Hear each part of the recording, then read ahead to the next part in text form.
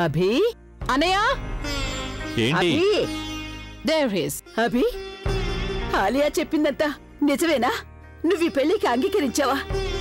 అది కూడా నాకు నచ్చిన అమ్మాయిని. సంతోషంగా ఉండు బాబు, సంతోషంగా ఉండు. నువ్విప్పుడు నేను కన్న కలలన్నిటినీ ఒక్కసారిగా నిజం చేసేశావు. అభి కోసం ఈ ముసల్ది ఏ అమ్మాయిని సెలెక్ట్ చేసిందో ఏంటో. నువ్వు ఈ పెళ్లికి ఒప్పుకున్నందుకు నాకు చాలా సంతోషంగా ఉంది.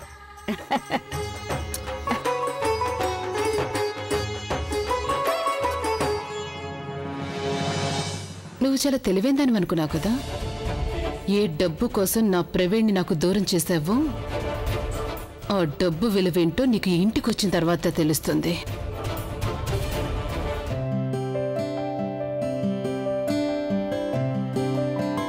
ఈ గది కూడా శుభ్రం చేసి పెట్టిందక్క. నేను చేయడానికి అసలు ఏ పని లేదు. నాకు బోర్ కొడుతుంది. అక్క నువ్వు నా కోసం పనేవి.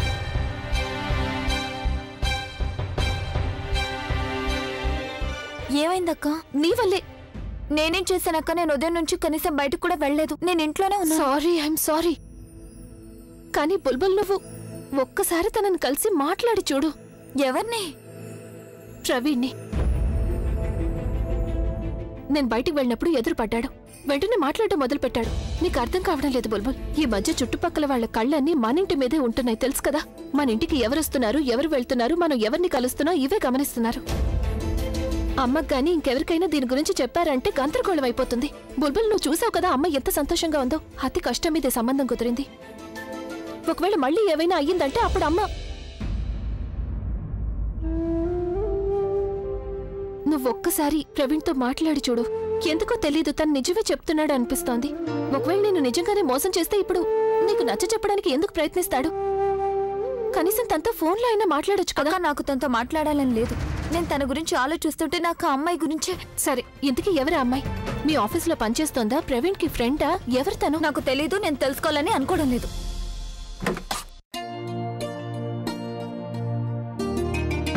రండి రండమ్మా రండి.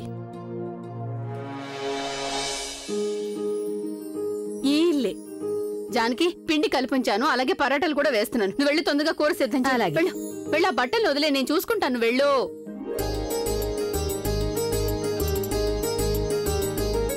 మీరు సరళ గారు? నేను బాగుంది. మీరు వీళ్ళకి స్వాగతం చెప్పడానికి వస్తున్నట్లు అనిపిస్తుంది.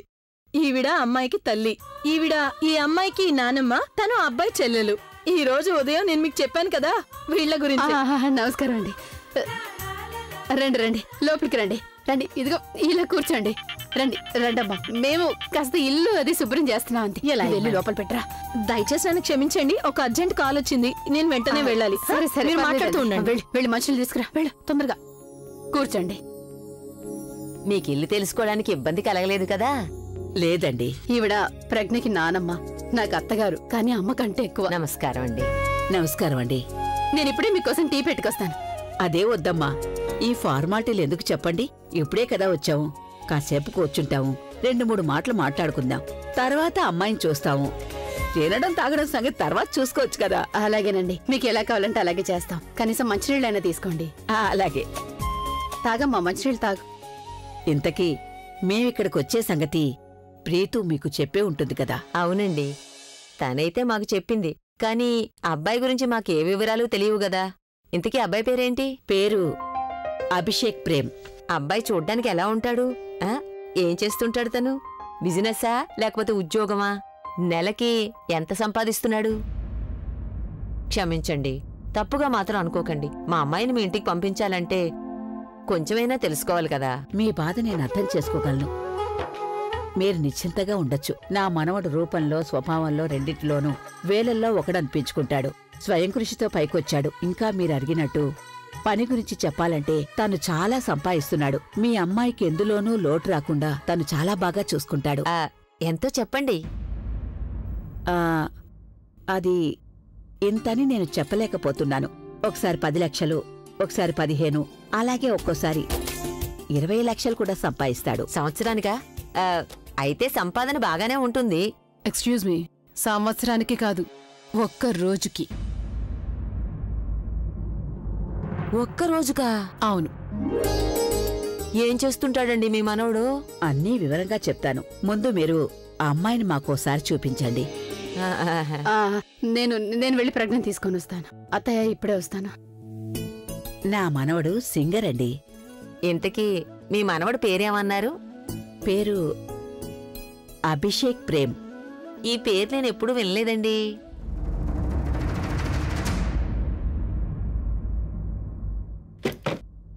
ఎవరైనా వచ్చారమ్మా?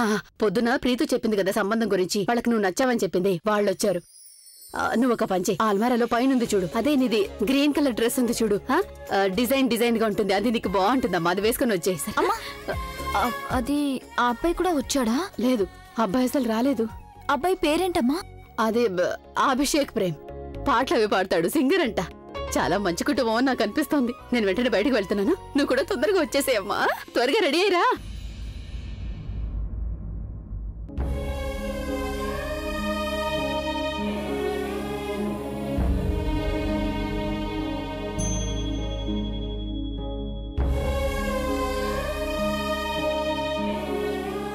నువ్వేం కంగారు పడకమ్మా, నేను అసలు బయటికి రాను.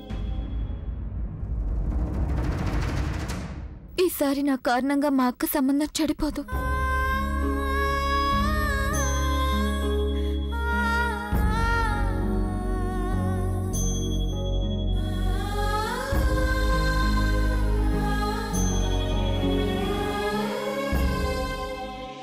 ఇంకా నిలబడే ఉన్నావేంటి? నువ్వు రెడీ అవ్వా, త్వరగా పదా.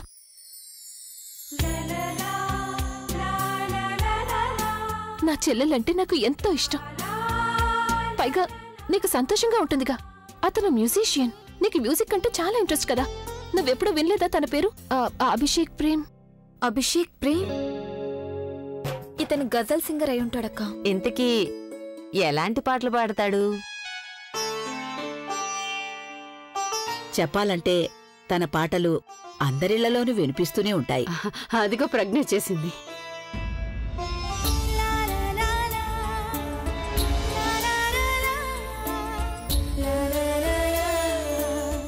నమస్కారం అండి. నమస్కారం. మీకు తన పేరు తెలియకపోవచ్చు, ఎందుకంటే అందరూ తన్ని ప్రేమగా అభి అని పిలుస్తారు కాబట్టి.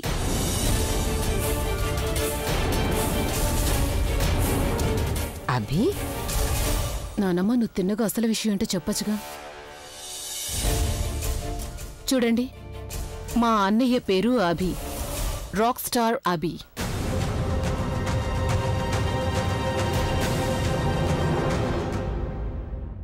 ఇక నాకు నా రాక్ స్టార్ మనవడి కోసం మీ అమ్మాయి కావాలి. తన్ని చూసిన వెంటనే నేను అభికి తగిన అమ్మాయిని నిర్ణయించుకున్నాను. ఆ అభియా?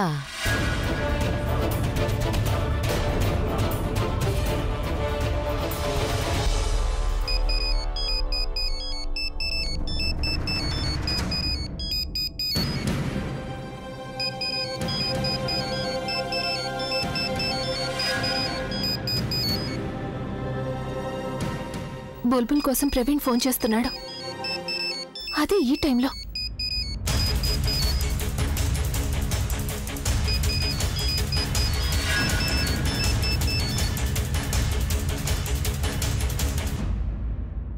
మీకు అభి గురించి తెలియదంటూ ఇంకేమీ లేదు.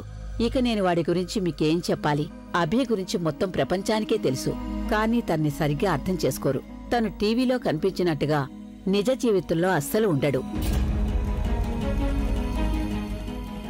నేను ఇప్పుడే వస్తాను. అమ్మా, నీతో కొంచెం మాట్లాడాలి వెంటనే. నేను ఇప్పుడే వస్తాను. మీరులోగా టీ తాగండి.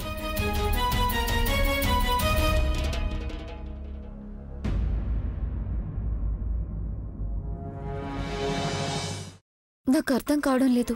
ఈ ప్రవీణ్ ఎందుకు నాకు ఫోన్ చేస్తున్నాడో? నాకు తనతో మాట్లాడాలని లేదు. మెసేజ్?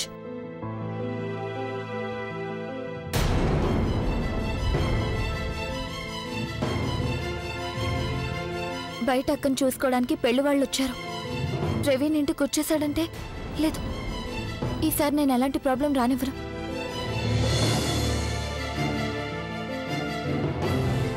ప్రవీణ్, నేను నిన్ను కలవడానికి వస్తున్నాను, నువ్వు ఇంటికి రావద్దు, ఓకే? కానీ నేను బయటికి ఎలా వెళ్ళాలి? అందరూ అక్కడే ఉన్నారు కదా.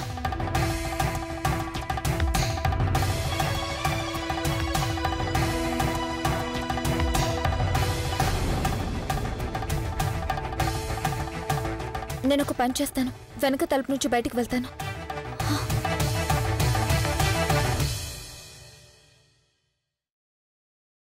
అమ్మా అమ్మా, ఒక్క నిమిషం కూర్చొని నేను నీతో. నువ్విప్పుడేం మాట్లాడుతావు ప్రజ్ఞ? అమ్మా అమ్మా, అభి నేను ఎలా?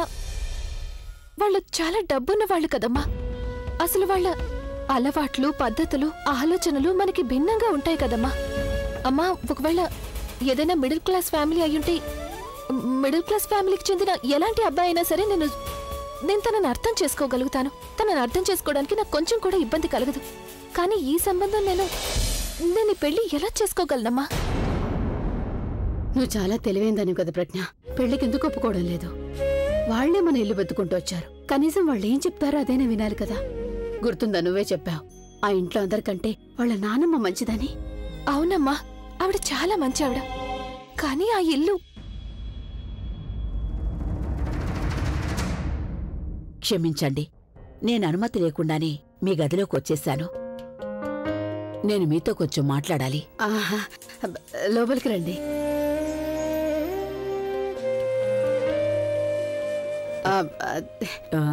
చూడండి, నాకు బాగా తెలుసు ప్రస్తుతం మీరేం ఆలోచిస్తున్నారో నాకు తెలుసు. ఇదే కదా అసలు అభి సంబంధం మా ఇంటికి ఎలా వచ్చిందనేగా. ఇలా చూడమ్మా, కొబ్బరి చెట్టు ఎంత పొడవుగా అయినా పెరుగుతుంది, కానీ దాని వేర్లు ఎప్పటికీ నేల మీద మట్టిలోనే ఉంటాయి కదమ్మా. అచ్చం అలాంటివాడే నా అభి కూడా. గొప్ప పేరు, గొప్ప కుటుంబం. కాని తన చిన్నతనమంతా చాలా చిన్న ఇంట్లోనే పెరిగాడు వాడు. చెప్పాలంటే ఈరోజు వాడు రోజుకి ఎన్నో లక్షలు సంపాదిస్తూ ఉండొచ్చు. కానీ మేము చాలా కష్టాలు అనుభవించాం. రోజుకి కనీసం 100 రూపాయలు కూడా సంపాదన లేదు మాకు. నేను నా మనవడి అభి కోసం మీ అమ్మాయిని ఎంచుకోవడానికి ఇదొక్కటే కారణం అమ్మా. నా అభికి స్వచ్ఛమైన ప్రేమని, కాస్తంత ప్రశాంతతని పంచితే చాలు. నా అభి తన జీవితంలో వీటిని మిస్ అవుతున్నాడు. నా మనవడు ప్రేమ మీద పాటలు పాడుతూ ఉంటాడు. ప్రపంచమంతా వాడంటే పడి చేస్తుంది. కాని నాకు తన కోసం ఎలాంటి అమ్మాయి కావాలంటే తనే వాడి ప్రపంచం కావాలి. వాడికి నిజమైన ప్రేమను పంచాలి. ఇప్పుడు వాడి జీవితంలో వీటవసరం చాలా ఉంది. నేను మనస్ఫూర్తిగా చెప్తున్నాను, నా అభి చాలా మంచివాడు.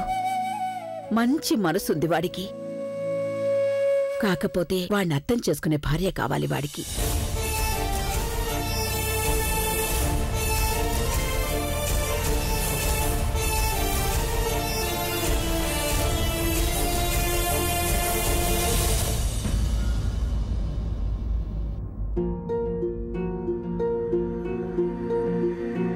నానమ్మ అసలు లోపలికెందుకెళ్ళింది? ఏం మాట్లాడుతోంది వాళ్ళతో? ఓ గాడ్, వీళ్ళసలు ఇంట్లో ఎలా ఉండగలుగుతున్నారు? ఇంటికి తగ్గట్టుగా ఆ అమ్మాయి కూడా అలాగే ఉంది. నా ప్రవీణ్కి ఈ అమ్మాయి నచ్చాలా?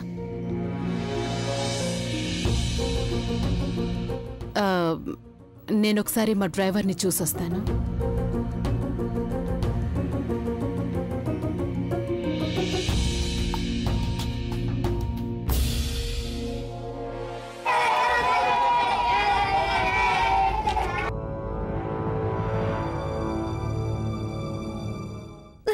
నానమ్మ, వీళ్ళు నిజంగానే అక్క కోసం సంబంధం మాట్లాడుతున్నారా? అభి ఇంటికి అల్లుడు కాబోతున్నాడంటే నేను అస్సలు నమ్మలేకపోతున్నాను. నేను బయటకెళ్లి వీధిలో వాళ్ళందరికీ ఈ విషయం చెప్పాలనిపిస్తోంది. జస్ట్ ఇమాజిన్, ఏ పాటలన్నీ మనం టీవీలో వింటామో వాటిని మనం డైరెక్ట్ గా లైవ్ లో వినబోతున్నాం. మనం లైవ్ గా వినడం కాదు, అందరూ మనకు వినిపిస్తారు. కోరస్. నాకెప్పటి నుంచో కల ఉంది అందరికీ నా పాట వినిపించాలని. ఇప్పుడు నేను కూడా ఒక ఆల్బమ్ చేసేస్తాను. మీకు తెలుసానమ్మా, మనందరికీ వీఐపీ ఎంట్రీ దొరికిపోతుంది రాక్ కాన్సర్ట్ లో. Such middle class mentality. నిజానికి మీకు మాకు అసలు పొంతనే లేదు. అయినా మీరు మా ఇంటికి సంబంధం మాట్లాడడానికి వచ్చారు. ఇది మాకు నిజంగా చాలా గొప్ప విషయం అండి. నిజం చెప్తున్నాను, మొదటిసారి ఇలా జరిగింది. నా ప్రజ్ఞ మంచితనాన్ని చూసి మీరు తనని కోడల్ని చేసుకుంటానంటున్నారు. నిజంగా మీ వాళ్ళంతా ఎంతో అదృష్టవంతులు. ఎందుకంటే మీలాంటి మంచి మనిషి నీడలో ఉన్నారు వాళ్ళు. మీరే స్వయంగా మా ప్రజ్ఞ కోసం మా ఇంటికి వచ్చారు కాబట్టి నా ప్రజ్ఞను మీ ఇంటి కోడలు చేయడానికి నాకేమాత్రం అభ్యంతరం లేదు. ఎందుకంటే మీరక్కడ ఉంటారు కాబట్టి.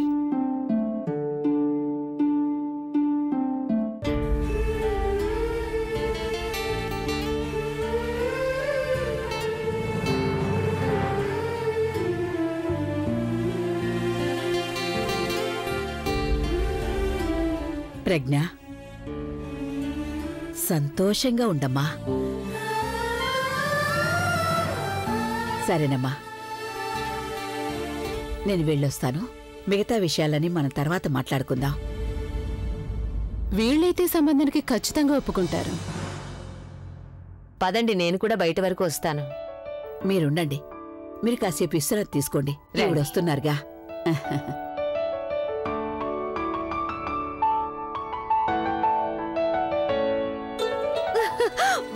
అక్క, ఇప్పుడు నీకు అబ్బికి పెళ్లి జరగబోతోంది. పెళ్ళయ్యాక నువ్వు కూడా సెలబ్రిటీ అయిపోతావు. నాకైతే ముందు రెండు తెలుసు, అబ్బికి ఖచ్చితంగా నీలాంటి అమ్మాయి నచ్చుతుందని. దీన్ని అంటారక్క తలరాత అని. నేను ఈ విషయం బుల్బుల్కి చెప్పేస్తాను, సరేనా? అందరూ ఈ సంబంధం కుదిరిందని సంతోషిస్తున్నారు, కానీ ఎందుకనో తెలియడం లేదు. ఏదో సరిగ్గా లేదని నాకు అనిపిస్తోంది. అందరూ వెళ్ళండి ఇక్కడి నుంచి. ఏయ్, వెళ్ళండి ఇక్కడి నుంచి. జరుగో, వెళ్ళండి వెళ్ళండి. పాపం, ఇక ఈ అమాయకురాలి జీవితంలోకి ఏది సవ్యంగా జరగదు. దీనిని తను అరేంజ్డ్ మ్యారేజ్ అనుకుంటోంది, కానీ ఇదంతా నేనే అరేంజ్ చేశానని తెలియదు పాపం. దయచేసి తప్పుగా అనుకోకండి. నిజానికి తనకి ఎన్నో సంబంధాలు చెడిపోయాయి. అందుకే కొత్త సంబంధం ఏమొచ్చినా కాస్త కంగారు పడిపోతూ ఉంటుంది. మీరేమీ కంగారు పడకండి. ఈ కంగారు మొత్తం మెల్లమెల్లగా సంతోషంగా మారుతుంది. నానమ్మా, వెళ్దామా?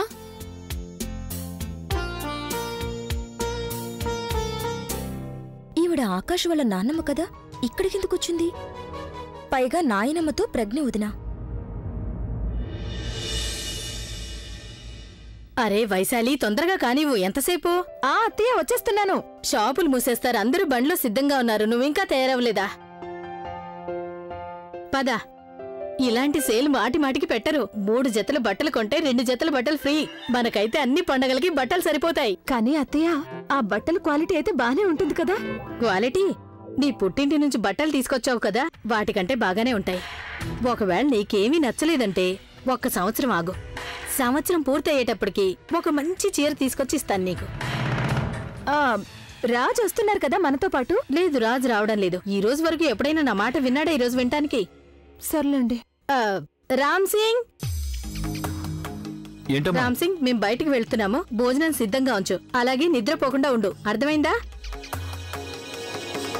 నువ్వు అటెక్కడికి వెళ్తున్నావు? బండి ఇక్కడ కదా పార్క్ చేసాం.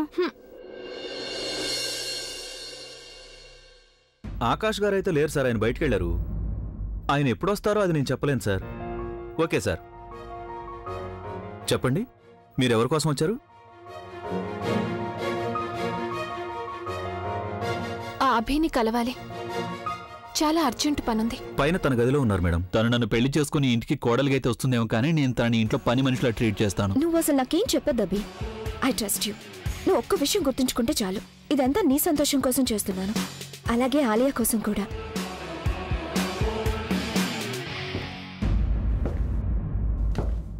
బహుశా మీ నాన్నమ్మ అనుకుంటా. నన్ను ఇక్కడ చూసారంటే ఆవిడకి కోపం వచ్చేస్తుంది. నేను ఎక్కడైనా దాక్కుంటాను.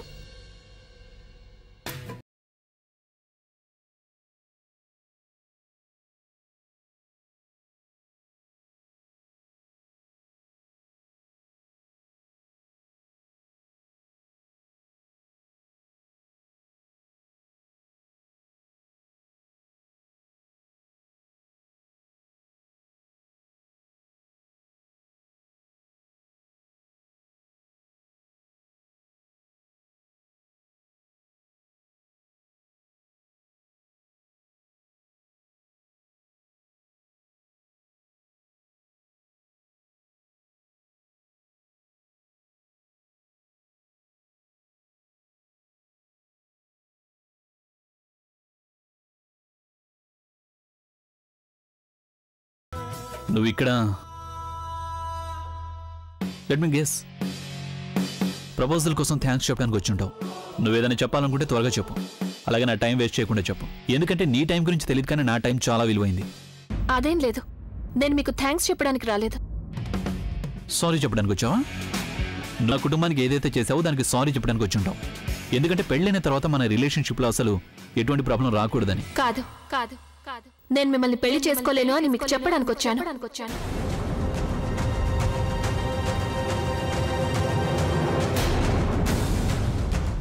వాట్? ఈ రోజు వరకు మీరు ఒక్కసారి కూడా నాతో సరిగ్గా మాట్లాడలేదు. అలాంటిది పెళ్లికి ఎలా ఒప్పుకున్నారో అర్థం కావడం లేదు. మీ నాన్నమ్మ కోసమో లేక ఇంకేమైనా కారణం ఉండుండొచ్చు.